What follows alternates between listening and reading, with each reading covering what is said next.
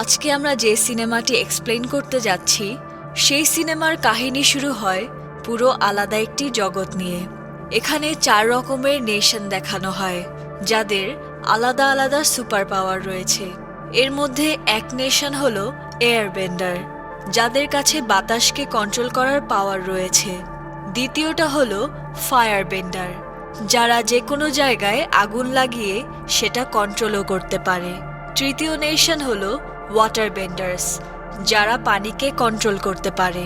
আর শেষ যেই নেশন সেটা হলো আর্থ বেন্ডার্স, যারা জমিন এবং মাটিকে কন্ট্রোল করতে পারে। এই 4 নেশনের মধ্যে যেন কোনো যুদ্ধ বা অরাজকতা সৃষ্টি না হয় তার জন্য যুগ যুগ ধরে অ্যাভাটাররা ছিল, যাদের কাছে বাতাস, পানি, মাটি এবং আগুন এই 4টা এলিমেন্টকেই কন্ট্রোল করার সুপার পাওয়ার থাকে। একদিন কিয়োশি নামের একজন অ্যাভাটার মারা গেলে দেখা যায় ফায়ারবেন্ডার্সরা পৃথিবীকে দখল করার সিদ্ধান্ত নেয়। কিন্তু অ্যাভাটাররা আসলে পুরোপুরি মারা যায় না, তাদের পুনর্জন্ম হয়। এজন্য ফায়ারবেন্ডার্সরা প্রত্যেক বেন্ডারদের মেরে ফেলে যেন অ্যাভাটারের কোনো অস্তিত্ব না থাকতে পারে। কিন্তু অ্যাং নামের একজন বাচ্চা ছেলের মধ্যে অ্যাভাটারের পুনর্জন্ম হয়। অ্যাং একজন এয়ারবেন্ডার, তার মাস্টার তাকে এয়ারবেন্ডিংয়ে ট্রেনিং করায়। এখন পর্যন্ত অ্যাং নিজেও জানে না যে সে একজন অ্যাভাটার। বাকি এয়ারবেন্ডাররা অ্যাংয়ের মাস্টারের প্রতি ক্ষুব্ধ হয় যে ওকে এখনও কেন অ্যাভাটারের ট্রেনিং দেওয়া হচ্ছে না, কারণ ফায়ারবেন্ডাররা খুব শীঘ্রই তাদেরকে হত্যা করতে আসবে। অ্যাংয়ের মাস্টার তাদেরকে বোঝানোর চেষ্টা করে যে অ্যাং এখনও অনেক ছোট, ও এত বড় দায়িত্ব নেওয়ার জন্য এখনও প্রস্তুত না। কিন্তু অন্যরা সবাই বলে যে কিছুই করার নেই, বেঁচে থাকতে হলে অ্যাভাটারকে আমাদের অবশ্যই প্রয়োজন। এরপর মাস্টার অ্যাংকে তার অ্যাভাটার হওয়ার সত্যতা সম্পর্কে জানায় আর বলে তোমাকে শীঘ্রই ট্রেনিং শেষ করে ফায়ারবেন্ডারদের এই অপরাধকে প্রতিরোধ করতে হবে। অ্যাং যে মাত্র 10-12 বছরের বাচ্চা ছেলে, সে এখনও সবকিছু ঠিকমতো বুঝে উঠতে পারছিল না।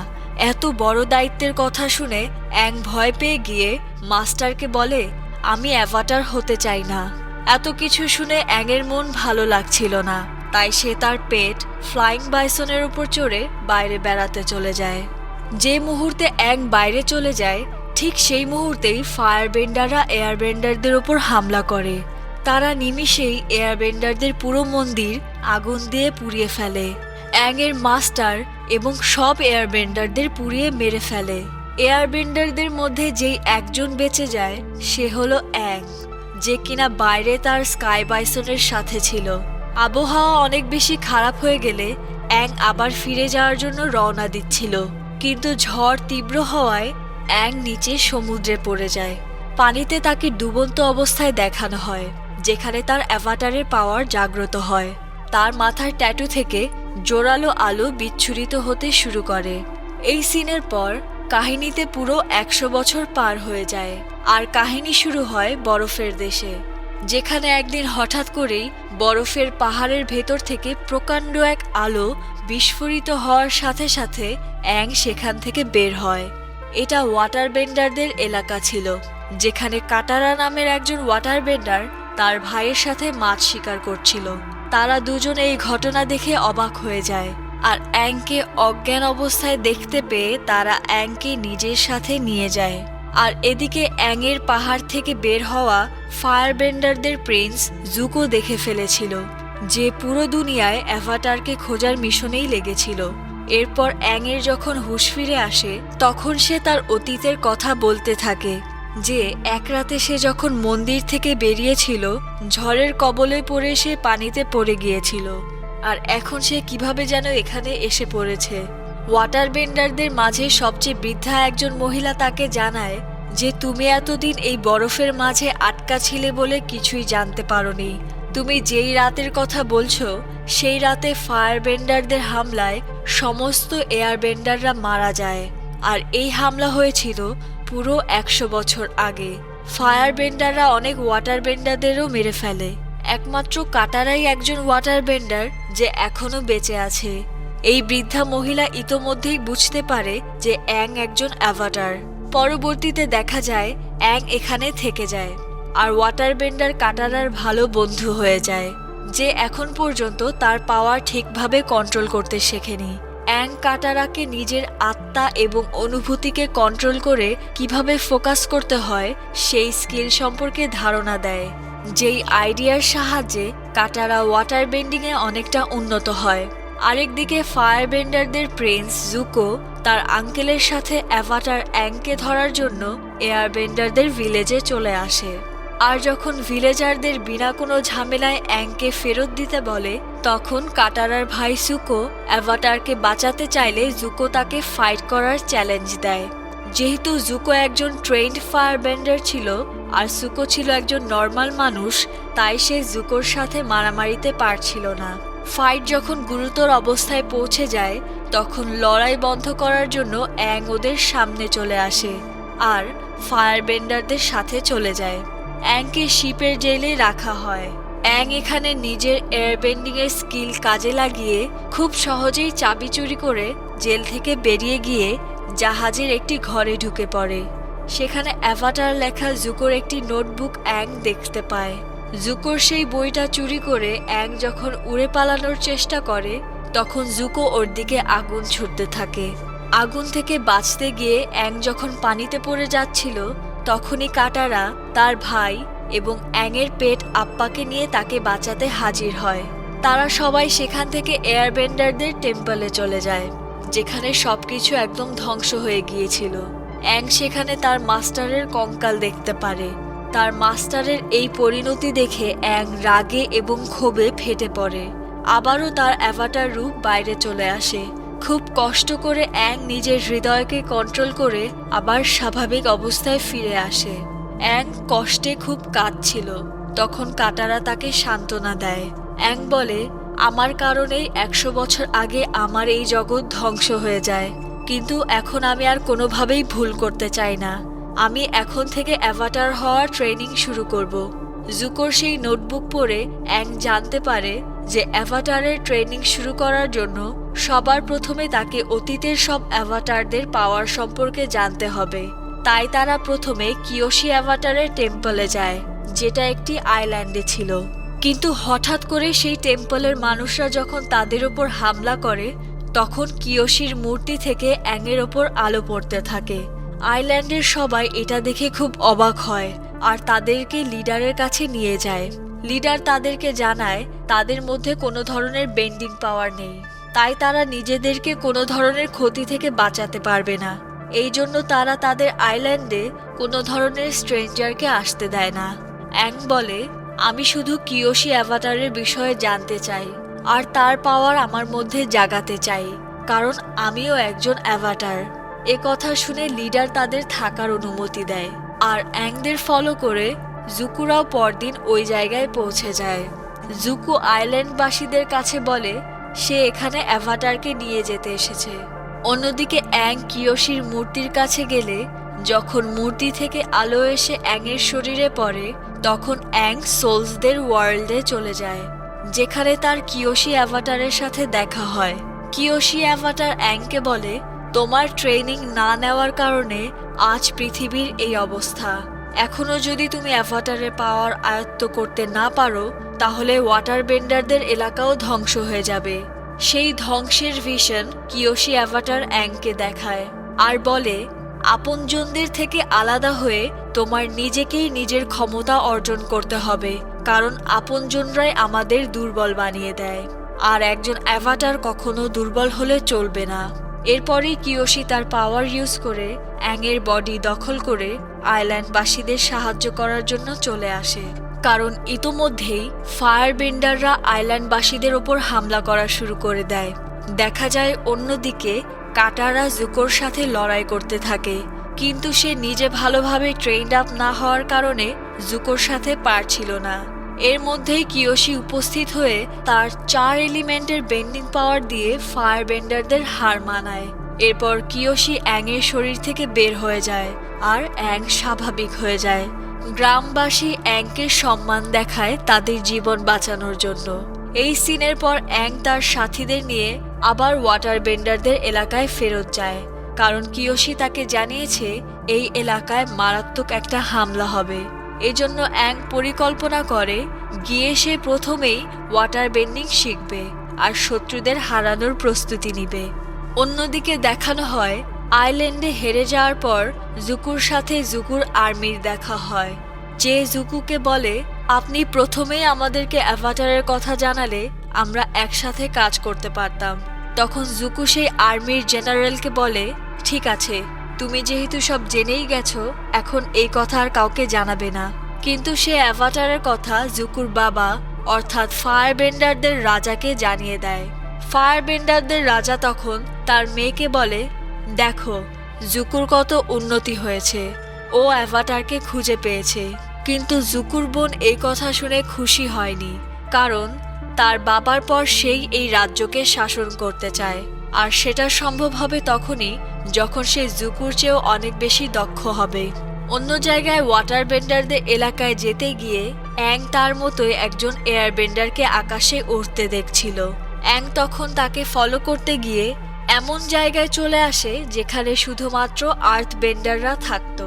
অ্যাং ওখানে গিয়ে দেখে ও যাকে এয়ারবেন্ডার ভেবেছিল সে একজন সায়েন্টিস্টের ছেলে ছিল, যে তার বাবার তৈরি একটি গ্যাজেট দিয়ে উড়ে বেড়াচ্ছিল। এরপর অ্যাংদের সাথে ওই ছেলের বাবার দেখা হয়, যে বলে ফায়ারবেন্ডাররা এখানে মাঝে মাঝে আগুন লাগিয়ে দেয়। এরকম পরিস্থিতি থেকে বাঁচার জন্য সে অনেক কিছু ইনভেন্ট করেছে। পাশাপাশি সে ওইখানকার বাদশার জন্য অনেক অস্ত্রও তৈরি করেছে। সায়েন্টিস্টের ছেলে অ্যাংকে বলে তুমি একজন এয়ারবেন্ডার, তুমি তো আমাদের সাহায্য করতে পারবে। অন্যদিকে অ্যাংয়ের ওই এলাকায় উড়ে যাওয়ার খবর ফায়ারবেন্ডাররা জানতে পারে। এরপর জুকু আর তার আঙ্কেল আবারও সেই এলাকায় একা যাওয়ার সিদ্ধান্ত নেয়। আরেকদিকে এই এলাকায় ঢোকার সময় কাটারার যেই ছেলের সাথে পরিচয় হয়েছিল সেই ছেলে কাটারাকে প্রমাণ দেয় যে সায়েন্টিস্ট গোপনে ফায়ারবেন্ডারদের জন্য কাজ করে। তখন তারা একজন ফায়ারবেন্ডারকে ফলো করতে গিয়ে তাদের কাছে ধরা খেয়ে যায়। তখন ওই ছেলের আরও সাথীরা এসে ফায়ারবেন্ডারদের হারিয়ে দেয়।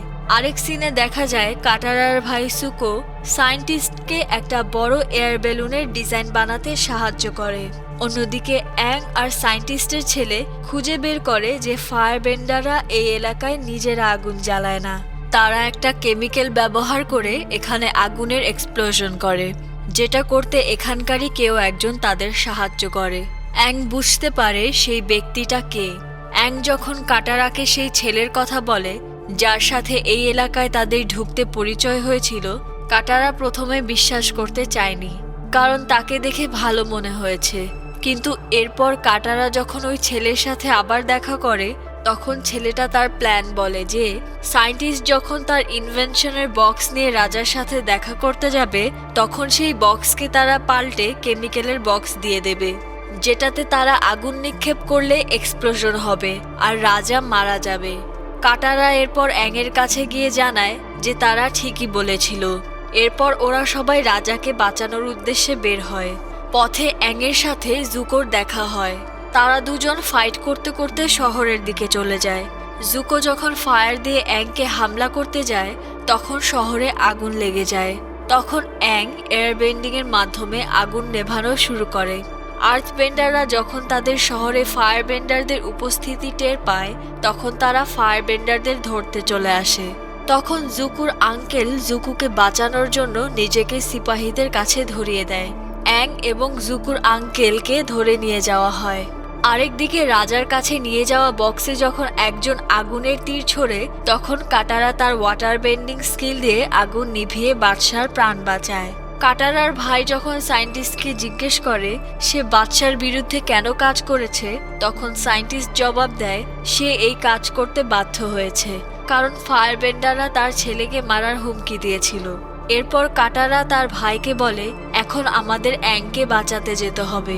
এরপর সায়েন্টিস্ট তাদেরকে গোপন টানেলের খোঁজ দেয় যেটা সরাসরি জেল পর্যন্ত যায়। সিন কাট হয়ে আমাদের পাস্টের একটা সিন দেখানো হয়। 100 বছর আগে অ্যাংয়ের অনেক ভালো একজন বন্ধু ছিল যে একজন আর্থ বেন্ডার ছিল। মজার বিষয় হচ্ছে এখন আর্থ বেন্ডারদের যেই বাদশা সেই ছিল অ্যাংয়ের 100 বছর আগে সেই ছোট বন্ধু যে এখন অনেক বুড়ো হয়ে গেছে। সে অ্যাংকে দেখেই চিনে ফেলে। কাটারা আর তার ভাই যখন একটা ভয়ঙ্কর গুহার মধ্য দিয়ে জেলের রাস্তার দিকে যাচ্ছিল তখন টানেলের মধ্যে কিছু লোকদের সাথে দেখা হয়। তার মধ্যে একজন লোক বলে, এই টানেলে ভয়ঙ্কর এক জন্তু আছে যাকে শুধুমাত্র ভালোবাসা দিয়ে মোকাবেলা করা সম্ভব। তারা দুই ভাই বোন টানেলের ভেতর দিয়ে যেতে যেতে একবার রাস্তা হারিয়ে ফেলে। খুব কষ্ট করে তারা যখন সামনের দিকে এগোচ্ছিল তখন তাদের দেখা হয় সেই ভয়ানক জন্তুর সাথে।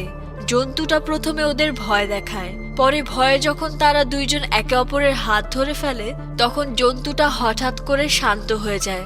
কাটারা বুঝতে পারে জন্তুটা ভাই বোনের ভালোবাসা অনুভব করতে পেরে শান্ত হয়ে গেছে। তখন সে জন্তুটাকে বাইরে বের হওয়ার রাস্তা কোথায় জিজ্ঞেস করে। জন্তুটা তখন দেওয়াল ভেঙে তাদের রাস্তা দেখিয়ে দেয়। এরপর দেখানো হয় অ্যাংকে, যে আর্থবেন্ডারদের বাদশার মোকাবেলা করছিল। আর্থবেন্ডারদের বাদশা অনেক রেগে ছিল, কারণ 100 বছর আগে অ্যাংয়ের জন্য তাদের এলাকা ধ্বংস হয়েছিল। তাই সে প্রতিশোধ নেওয়ার জন্য তার সমস্ত পাওয়ার দিয়ে অ্যাংয়ের ওপর হামলা করে।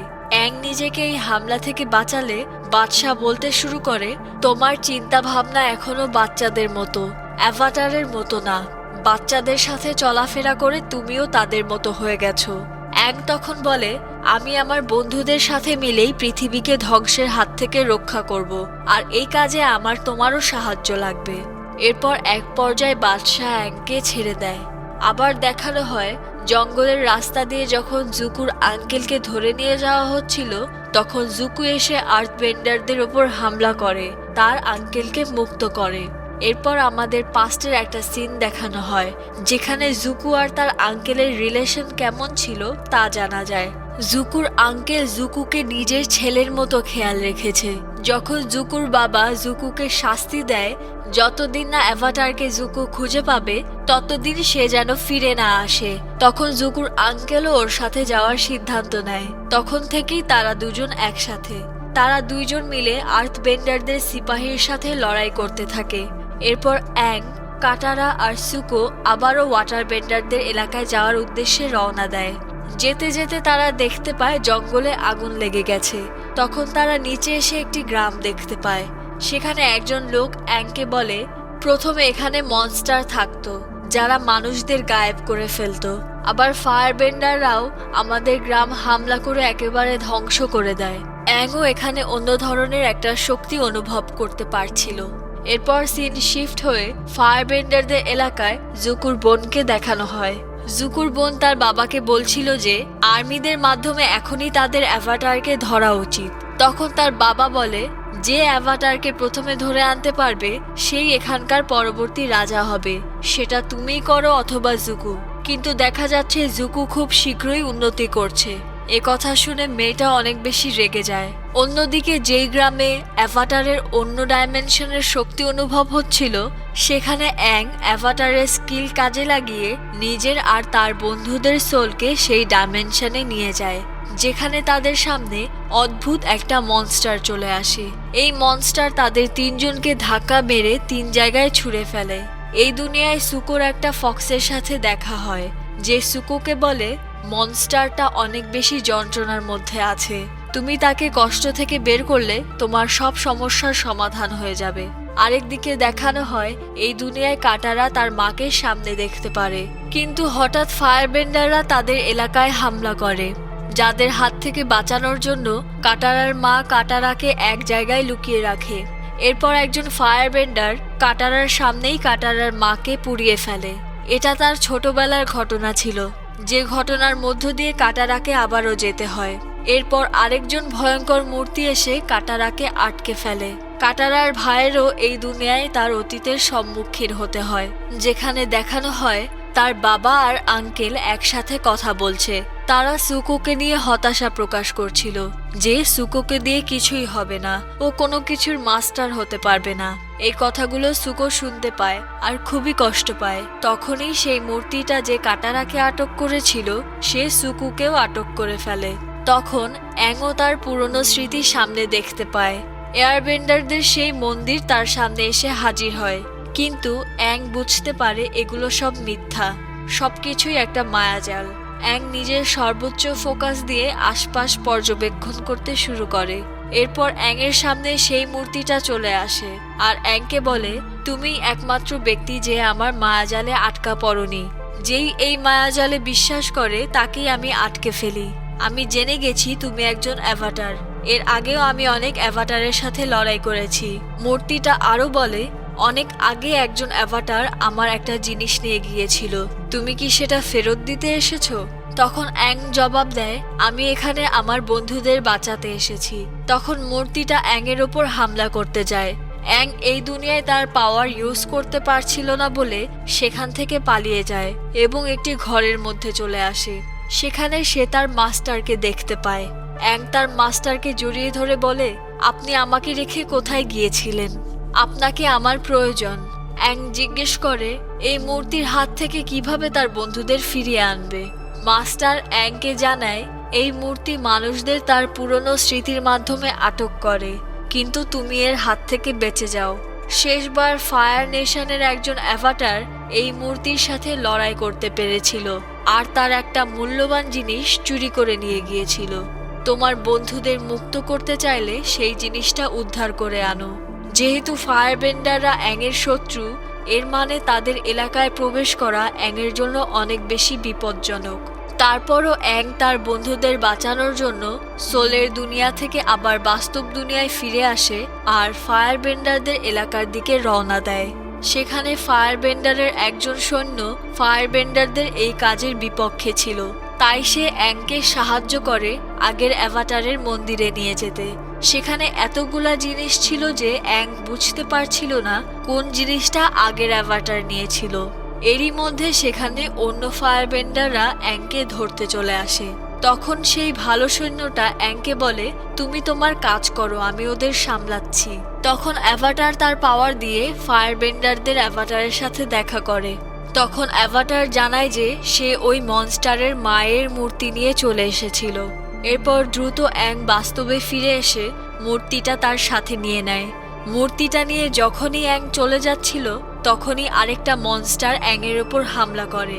এই মনস্টারটা একজন বাউন্টি হান্টারের, যাকে জুকু আর তার আঙ্কেল হায়ার করেছে অ্যাংকে ধরার জন্য। অ্যাং জুকু আর তার আঙ্কেলকে বোঝানোর চেষ্টা করে যেন তাকে ছেড়ে দেয়, না হলে সে তার বন্ধুদের বাঁচাতে পারবে না। সে তার বন্ধুদের বাঁচিয়ে আবার তাদের কাছে ফেরত আসবে। তখন জুকু জবাব দেয়, অন্যদেরকে বাঁচানোর চিন্তা আমাদেরকে দুর্বল করে দেয়। এরই সাথে আমাদের পাস্টের একটা সিন দেখানো হয়, যেখানে জুকুর বাবা যুদ্ধে লড়াইয়ের জন্য স্ট্র্যাটেজি তৈরি করছে। যে স্ট্র্যাটেজিতে তারা নিজেদের অনেক সৈন্যদের মেরে ফেলবে বিপক্ষ দলকে ডিস্ট্র্যাক্ট করার জন্য। জুকু তখন তার বাবাকে বলে, নিজেদের লোকদের এভাবে ক্ষতি করা উচিত না। জুকু তার বাবার বিরুদ্ধে কথা বলায় তার বাবা তাকে বলে, তুমি এর জন্য অবশ্যই শাস্তি পাবে। আবার প্রেজেন্টের সিচুয়েশনে দেখা যায় জুকুর বাবা জুকুর সামনে তার সৈন্য পাঠায়, যে বলছিল অ্যাভাটারকে চুপচাপ আমাদের কাছে দিয়ে দাও। জুকুর বাধ্য হয়ে অ্যাভাটারকে তাদের কাছে দিয়ে দিতে হয়। তারা অ্যাংকে নিয়ে গিয়ে শিকলে আটকে রাখে। রাতে দেখা যায় অ্যাংকে বাঁচাতে কেউ একজন চলে আসে।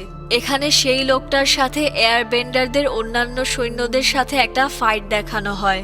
এরপর অ্যাং আর যে তাকে বাঁচাতে এসেছিল সেখান থেকে গায়েব হয়ে যায়। পরে অ্যাং দেখতে পায় মুখোশ পরা যে ব্যক্তি তাকে বাঁচাতে এসেছিল সে জুকুই ছিল। অ্যাং এরপর অবাক হয়ে বলে, তুমি অনেক ভালো, কারণ তুমি আমাকে বাঁচাতে এসেছো। এছাড়া তোমার অ্যাভাটারের ওপর যে নোটবুকটা ছিল সেটা আমার অনেক কাজে লেগেছে। জুকু তখন রেগে গিয়ে বলে, আমি এখনো তোমার শত্রু। আমি নিজে আমার বাবার কাছে তোমাকে দিয়ে আবার আমার আগের জায়গা ফিরে পাবো। এ কথা বলে জুকু অ্যাংয়ের ওপর হামলা করে। তখন দুইজনের মধ্যে ছোটখাটো একটা ফাইট দেখানো হয়। আর অ্যাং জুকুকে বলে, নিশ্চয়ই তোমার মনে কোনো কিছু নিয়ে অনেক কষ্ট আছে। এরই সাথে আমাদের অতীতের কাহিনীতে নিয়ে যাওয়া হয়, যেখানে জুকুর বাবা জুকুর সাথে লড়াই করছিল। জুকু তার বাবাকে ভালোভাবে ফাইট ব্যাক করতে পারছিল, কিন্তু এক পর্যায়ে তার বাবার যেন আঘাত না লাগে এজন্য পিছিয়ে পড়ে, যার কারণে জুকুর বাবা বলে, অন্যকে বাঁচাতে চাওয়ার ইচ্ছা আমাদেরকে দুর্বল করে ফেলে। জুকু তার বাবাকে না মেরে নিজেকে দুর্বল প্রমাণ করেছে, এজন্য শাস্তি স্বরূপ সে জুকুর এক চোখ পুড়িয়ে দেয়। এরপর সিন প্রেজেন্টে এসে দেখায় যেখানে অ্যাং জুকুকে একটা বোটে বসিয়ে বলে, আমি আমার বন্ধুদের বাঁচানোর পর আবার ফিরে আসব। জুকু তখন অ্যাংয়ের ওপর আগুন নিক্ষেপ করে, যেটাতে অ্যাংয়ের কিছুই হয় না। আবার সিন পাস্টে চলে যায়। জুকু যখন তার পোড়া চোখ নিয়ে রেস্ট নিচ্ছিল তখন তার বাবা এসে বলে, তুমি সামান্য একটা ব্যাচকে বাঁচাতে গিয়ে আমার বিরুদ্ধে কথা বলেছ। এখন তোমার শাস্তি হলো সেই ব্যাচের সাথেই তুমি এখান থেকে বেরিয়ে যাবে, আর ততদিন ফিরবে না যতদিন না তুমি অ্যাভাটারকে খুঁজে পাবে। এরপর অ্যাং সেই গ্রামে ফিরে এসে আবার সোলের জগতে চলে আসে, আর সেই মনস্টারকে তার মায়ের মূর্তি ফেরত দিয়ে দেয়, আর বিনিময়ে সেই মূর্তি আটকে রাখা সব মানুষকে মুক্তি দিয়ে দেয়। গ্রামের মানুষরা তাদের হারানো পরিবারকে খুঁজে পায়, আর অ্যাং তার বন্ধুদের। ফাইনালি তারা ওয়াটার বেন্ডারদের এলাকায় রওনা দেয়, যেখানে ওয়াটার বেন্ডাররা অ্যাভাটারকে দেখে অনেক খুশি হয়, কারণ তারা ভাবে যে ফায়ার বেন্ডাররা তাদের উপর হামলা করলে অ্যাভাটার তাদের বাঁচাতে পারবে।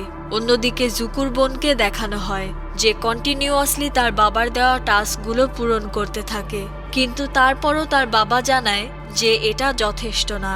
মেয়েটা অনেক বেশি রেগে যায় আর তার বান্ধবীদের বলে, আমি জানি এটা একটা ট্র্যাপ, আমাকে না, সে চায় জুকুকে রাজা বানাতে, কিন্তু আমি প্রমাণ করেই ছাড়ব যে আমি ওর চেয়ে অনেক বেশি যোগ্য। এরপর ওয়াটার বেন্ডারদের এলাকায় যখন লিডাররা অ্যাংয়ের সাথে মিলে যুদ্ধের স্ট্র্যাটেজি বানাতে চায় তখন অ্যাং জানায়, আমি এখনো অ্যাভাটারের পাওয়ার রপ্ত করতে পারিনি, আমি আমার বন্ধুদের সহযোগিতায় সবার সাথে লড়াই করে এ পর্যন্ত এসেছি। তখন লিডাররা অ্যাংয়ের প্রতি হতাশা প্রকাশ করে, তারা যাদের ওপর ভরসা করেছিল সে ভরসার যোগ্য না। এরপর কাটারা যখন এখানকার মানুষদের সাথে পরিচিত হয় তখন জানতে পারে মেয়েরা যুদ্ধে অংশগ্রহণ করতে পারে না, তারা তাদের ওয়াটার বেন্ডিং টেকনিক দিয়ে শুধু হিলিংয়ের কাজ করতে পারবে। কাটারার কাছে এই বিষয়টা অন্যায় মনে হয়।